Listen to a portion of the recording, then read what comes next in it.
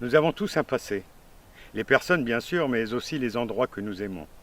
Les maisons, les édifices qui ont traversé les siècles, comme les églises ou encore les châteaux. Le château de Puellemontier n'échappe pas à la règle. Du XVIIe siècle à nos jours, l'histoire s'est écrite grâce au passage des hommes entre ses murs. Avec Maurice Berceau et sa mémoire, ainsi que l'apport d'images venant de ceux qui, comme nous aujourd'hui, ont capturé des moments de vie, nous allons retracer une partie de cette histoire. Bon voyage dans l'histoire de ce lieu que vous fréquentez depuis des années. Bon voyage dans votre histoire. Voici le premier épisode de ce feuilleton qui en compte une dizaine.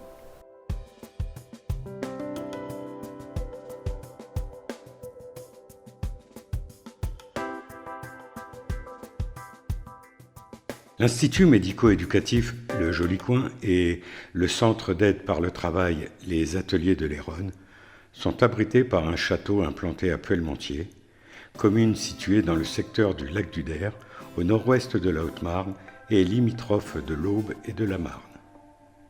L'ensemble de l'établissement est entouré de deux rivières, la Voire et l'Héronne, de 70 hectares de terrain, dont 40 hectares de bois, le bois du Han, et 30 hectares de jardins et prairies.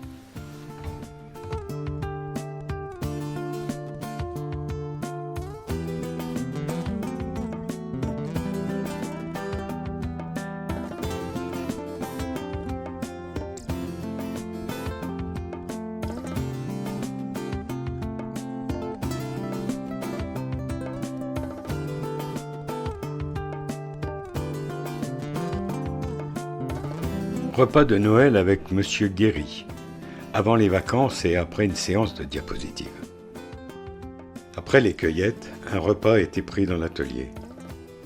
Le bâtiment à l'époque se composait de deux sections. Les fleurs avec Monsieur Petit Poisson et l'horticulture avec Bernard Drouot. À l'entrée du bois du Han se trouvait une scierie horizontale. Sciait lentement, mais sciait bien.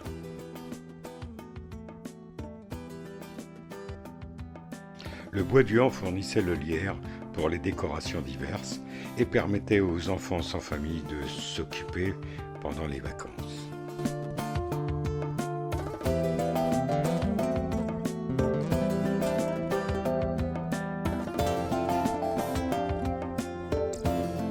Le château, principale structure de l'IME-CAT de Puellemontier, fut restauré en 1643.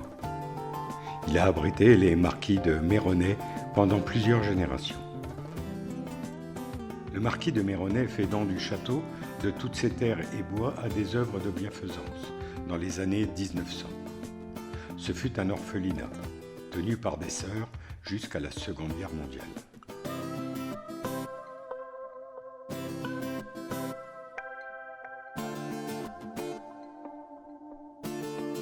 Après la Seconde Guerre mondiale, le Bureau d'aide sociale de Montier-en-Der en devint acquéreur et décide en 1956 de créer un établissement devant venir en aide à l'enfance malheureuse.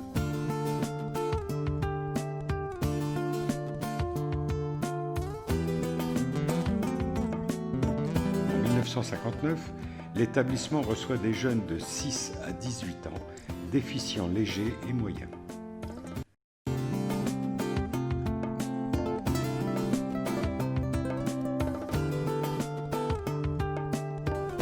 L'établissement, en 70, reçoit des jeunes de 14 à 18 ans.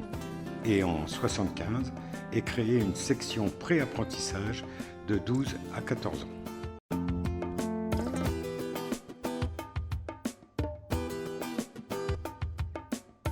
Seul vestige de l'ancienne passerelle, ce poteau.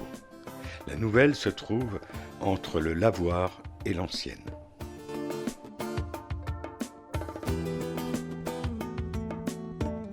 À cette époque, tous les enfants ne partaient pas en week-end.